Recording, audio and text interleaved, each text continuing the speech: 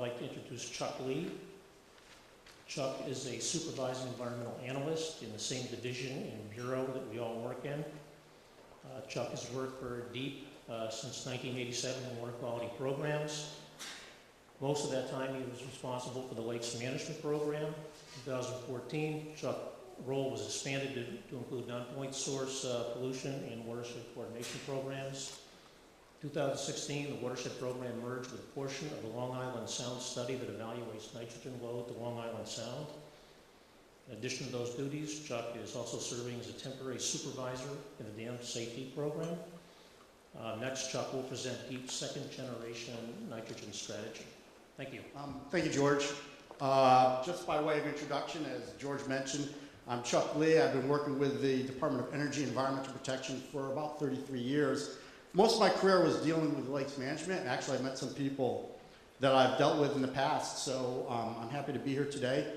Today is really the first time I'm speaking to your group, so I'm not sure the starting point, so I'm going to step it back and try to explain as much as I can right from the get-go, and I apologize if I'm speaking about things that you already know about. Today, I'm here to talk about the Connecticut's second generation nitrogen strategy. And I think a lot of you are probably wondering, what does this mean for you and your operation of your plants for nitrogen and reduction of nitrogen? Actually, the question I have for you today is, we don't really know. So, but we're going to talk about where we are, how we got here, and really where our next goals are for meeting our nitrogen limits and to improve Long Island Sound. So the map here today is showing the areas of Long Island Sound that are what we call hypoxic. Those are areas of Long Island Sound that are void of oxygen during the summer. We have a monitoring crew that goes out every other week monitoring dissolved oxygen in Long Island Sound so we can get an idea of the health of Long Island Sound. How that is connected to nitrogen is, as nitrogen gets discharged into Long Island Sound, that actually feeds or fertilizes algae blooms. And as the algae blooms, it eventually starts to die. As that algae dies and goes to the bottom of the sound, it consumes oxygen, and that's where we get these low oxygen conditions, what we term as hypoxia. So we're very careful making sure that we have a program that's funded through EPA and state of Connecticut to be monitoring Long Island Sound and seeing how we're improving our oxygen conditions in the sound. The good news is that it's actually been improving since we've started working in Long Island Sound since the late 80s. So in order to address nitrogen loading to Long Island Sound, we had to approve what is called a TMDL, a nitrogen TMDL that was approved in 2000. A TMDL is a term that we and EPA use. It's called total maximum daily load. Really what that means is the amount of nitrogen that can be fed or discharged into Long Island Sound and still have us meet water quality standards. So the TMDL sets the limit for the amount of nitrogen loading that can go into Long Island Sound. That was approved with an agreement with New York State, Connecticut, EPA back in 2000. The goal of the nitrogen TMDL was to have it implemented by 2015. Okay, but originally when that TMDL was approved, it was understood that it was going to be revised in 2014. We were never able to revise it because there's a lot of negotiations, a lot of complex science. We were never able to come together in 2014 and reissue a new TMDL for Long Island Sound for nitrogen. Because of that, the Connecticut Fund for the Environment, being aware that we were supposed to have a new TMDL, the Connecticut Fund for the Environment, also known as Save the Sound, they petitioned EPA in 2015, basically saying, hey, you were supposed to get a new TMDL for Long Island Sound. You haven't done that. What are you going to do to respond to nitrogen loading to Long Island Sound? And as part of that effort, EPA and Save the Sound, they hired UConn to do an embayment study to actually look at what were the impacts of nitrogen loading to the embayments. The original TMDL, I think it's important to remember, was really thinking about or looking at the open sound, but it really wasn't designed to address the local ecosystems of the various embayments for Long Island Sound. So in response to the petition from Save the Sound, Connecticut Fund for the Environment, EPA issued what they called their nitrogen strategy in December 2015. And that was really a way of addressing the embayment issues without a new TMDL for the sound as a whole. In our response, one of the requirements we had when EPA came up with a nitrogen strategy in 2015 was for us to respond to what EPA's nitrogen strategy was. We came up with what we call the second generation nitrogen strategy, recognizing second generation is that we, especially everybody here in this room, working with us, have done a lot to reduce nitrogen loading into Long Island Sound. This is the next phase. We wanted to recognize that we've already done a lot, and that's why we called it the second generation nitrogen strategy. So the chart here shows that when you look at equalized loads of nitrogen to Long Island Sound from Connecticut wastewater treatment plants, that we've made significant progress in reducing nitrogen to Long Island Sound. We see in 2018, looking at the chart, it's a little high, but that was a wet year. I understand that was a difficult year for a lot of operations, and we're really not done assessing the data for 2018. But overall, we see the trend is that we've done a great job in reducing nitrogen to Long Island Sound. And we can see where the line is on the bottom, and that's where the amber line on the bottom is. That's where we met the TMDL, the original 2000 TMDL. So again, really kind of showing the same graph, also putting New York's data in there. It shows that, again, equalized loads to Long Island Sound, we've done a significant, we've made significant progress in reaching our targets. And in reflecting from that, our load reduction, we can see here that the area of Long Island Sound that is anoxic or hypoxic during the summer has been reduced. It shows that the nitrogen program that we're working on together is actually working, and we've been successful. So EPA's nitrogen reduction strategy was meant to complement the TMDL from 2000 and address other eutrophication areas for isolated areas of eutrophication. I'm going to step back and explain the term eutrophication for people who may not understand that. That's the process I was describing before, where nutrients, in this case nitrogen, loading to an aquatic ecosystem creates algae or weed growth, and it advances that water body's water quality trophic status so that we're having algae problems, weed problems, and the 2000 TMDL was meant to reduce that problem. So the new nitrogen strategy from EPA, they're going to move towards getting numeric thresholds for particular parts of Long Island Sound. So EPA's goal is to actually come up with numeric thresholds for some of these embayment ecosystems. To date, Connecticut's been a narrative threshold, not a numeric threshold. So we describe the area that has the aquatic ecosystem that has the nitrogen loading, and we really describe it in a narrative way. EPA is really pushing us to come to, they want a concentration of what that nitrogen should be. We think of it as a little bit more complicated than one number, and that we always tend to want to go towards a numeric criteria. A narrative criteria. But the goal for EPA is to set end reductions, target allocations where necessary to meet the nitrogen thresholds for those embayment ecosystems. Recognizing, though, that it's going to continue the efforts with the original TMDL.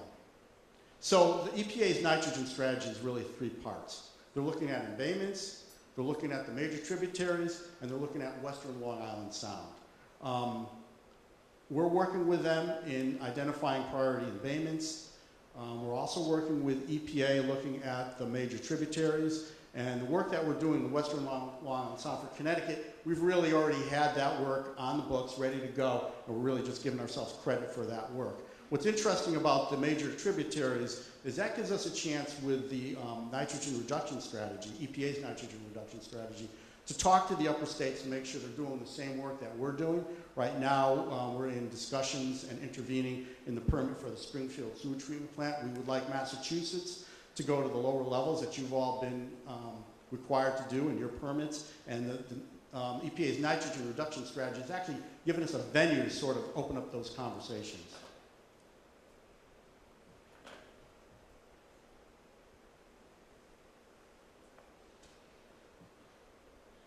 So for western Long Island Sound, what we're doing is we're going to be completing the upgrades and continue the nitrogen trading program. It also requires New York City to take another look at their plants and which they're doing.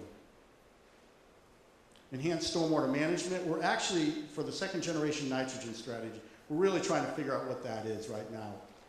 Many communities, I believe it was July of this year, they were required to get a new permit for their stormwater management, what we call MS4. That's the municipalities dealing with their stormwater permit. It requires more reporting back to us in their stormwater. We're hoping we're going to look at what that information looks like. We're going to try to assess it. We're going to try to see if we can get some gains for reducing nitrogen through the MS4 permit. That's really sort of a work in progress right now. And the other part of it is our program is going to be focusing on abatements. Last year or the year before, we did outreach efforts. We went to 3 of the abatement communities. We were working with the University of Connecticut, doing outreach and education. We are prioritizing abatements for analysis. Again, that word TMDL, which really is looking at these abatements in an isolated case, trying to see exactly what kind of nitrogen loading we think we can get down to that will still meet water quality standards. And we're also moved forward with looking at nitrogen loaded from on-site wastewater treatment systems. So the non-point source component, which is really where I come in, we're looking at urban stormwater, outreach, septic systems, which the next speaker, Pio Lombardo, will be talking a little bit more about in a project that we've contracted out with his firm to look at on-site wastewater treatment systems in coastal communities a little bit more closely than we did before. And also looking at fertilizers and turf grass and agriculture.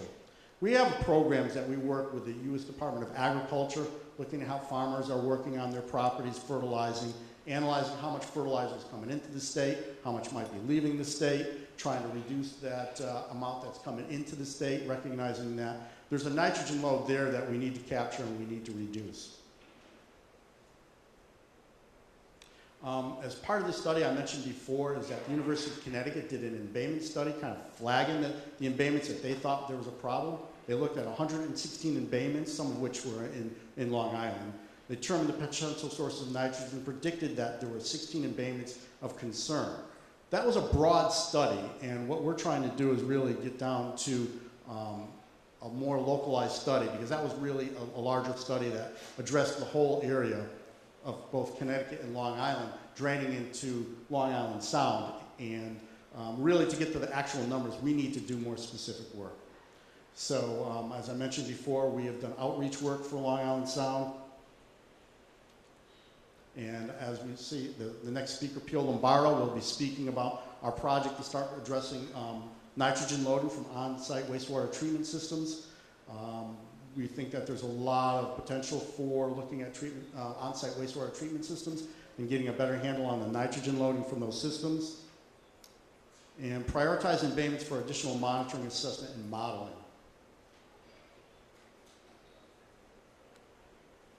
Abatement sampling, modeling, development. Well, we're looking initially at the Pawcatuck. Part of the Pawcatuck Basin is actually not in the original 2000 nitrogen TMDL. So we need to look at that basin a little bit more closely. And we've begun work doing that. That's the first basin that we're really prioritized for monitoring, modeling, and assessment. And we're in the process of putting that together. You can see some of the parameters we've been able to deploy SONS. We're able to get dissolved oxygen, chlorophyll, salinity, and temperature, biweekly sample for parameters, chlorophyll A, pH, total suspended solids. We haven't really been able to put together the funding and exactly figure out how we're going to do macroalgae biomass and abatement modeling, but we're moving forward working with our partners, the USGS, EPA, State of Rhode Island, and some other watershed groups that are helping us doing that. There's a number of resources that can be used if you go onto the Long Island Sound website. For EPA's Long Island Sound website, you can see a number of resources and get more information on their nitrogen program. And if there's any questions, anybody can certainly give me a call. I think I may have time for questions. No, I do not. But I will give you my contact information. My phone number is 860-424-3716. And you can also look up my information and my contact information at on our website. And my email address is charles.lee@ct.gov. So if you have any questions, I went over a lot of material quickly. I'd be happy to answer those questions, and so feel free to either contact me via email or phone so that we can maybe continue the conversation and talk a little bit more about EPA's nitrogen strategy and Connecticut's second generation nitrogen strategy. Thank you.